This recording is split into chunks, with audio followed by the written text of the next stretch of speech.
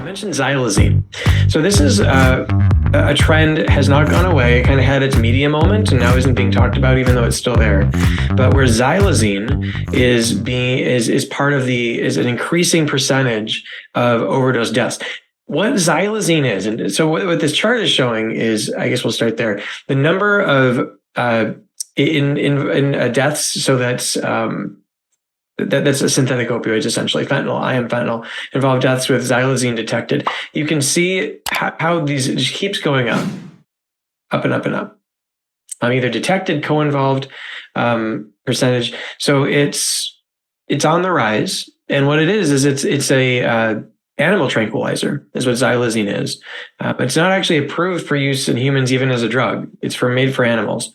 Though what's been found is that xylazine, it extends the impact, the euphoric impact of taking opioids. So fentanyl, heroin, they tend to hit and then go away very quickly.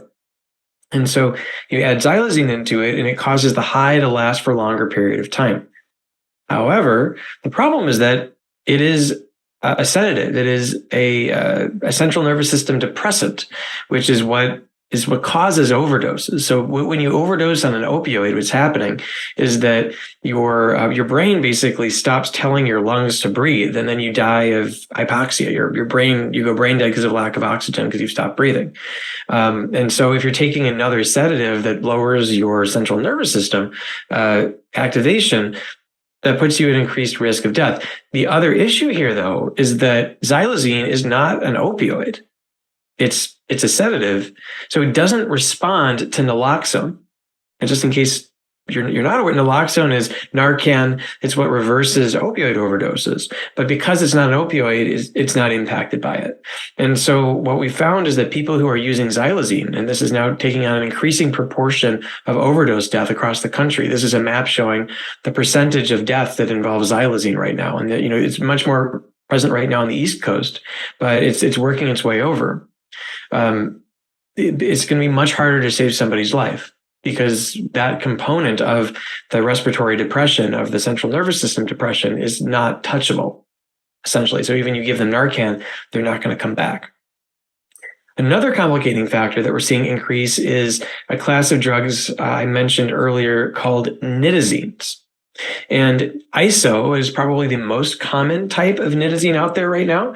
A nitazene is a synthetic opioid, so it's just like fentanyl in that regard, but it's got some differences in chemical structures. It is just like fentanyl's, up to about 1,000 times as strong as morphine. And over here's the most common types of nitazines that you might hear the name of. There's iso down there. There's the full name of it. Isotonits, I'm not sure exactly how to pronounce it, but it's iso for short. Again, it's synthetic, relatively inexpensive to produce, but it's also more resistant to naloxone. So what we found in the scant research that we have, because it's still very much coming out, is that 66% of people who overdosed and who had nitazines in their system required more than 2 doses of Narcan to be revived versus 36% of those with fentanyl. So anytime you start to see, Narcan, naloxone resistant opioids, that's a problem, right? Particularly when they're this strong, because that's how we save someone's life in that situation. These are the tools that we have. There's one additional one actually we'll talk about next slide. But naloxone by far is the most prevalent, and we're seeing it now start to get mixed into other drugs. So given that xylazine is around, given that nitazene is around, it's more important than ever, honestly, to have some sort of opioid reversal handy. And there's actually been a lot of policy change in this area. You can now buy Narcan, which again is the brand name for intranasal, you spray it in the nose, naloxone. You can now buy this over the counter. It costs $45 for a pack of 2, and they're sold in packs of 2s because, again, a lot of times with the more potent opioids, you need more than 1 dose to revive somebody. And anyone can buy it. Now, you can also get naloxone, you can get Narcan for free all over the place. By that, I truly mean all over the place. If you talk to any a county health department. So wherever you're living, you talk to the health department in your county, they will absolutely give you Narcan for free. I don't know of anyone that's not doing this now. So there's a lot of hospital systems that are doing it. But what's nice about this is that you can literally grab this at, like, say, a Target and go through the self-checkout line. So if you're feeling uneasy about doing it, if there's some stigma that you're feeling and you don't want anyone to know that you literally don't have to even talk to anyone to buy this now if you have the means to get it. And again, there's lots of ways to get it for free. Honestly, I would recommend everybody having a dose with them if you're ever just around in public, because you never know when you're going to encounter this.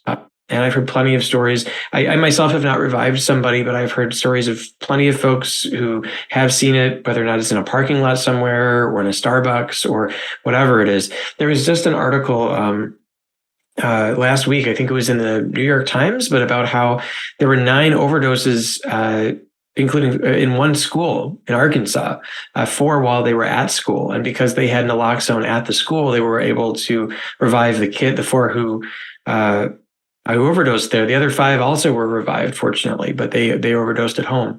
But there was a study that came out recently that found that 85% of all teenagers who overdose either overdose at their own house. That was I believe 60%. The other 25% are overdosing at a friend's house. So if you have a teenager, if not for them, then for a friend, I would have a dose at home. Just because that's what the statistics say. If it's going to happen, it's going to happen the majority of the time at somebody's house. But it's more available than it's ever been. I do carry around a dose. Sometimes I'll give it out if I'm in like a high leverage situation with someone who seems like they definitely need it. But worth having everywhere, because you never know if you're gonna encounter a problem.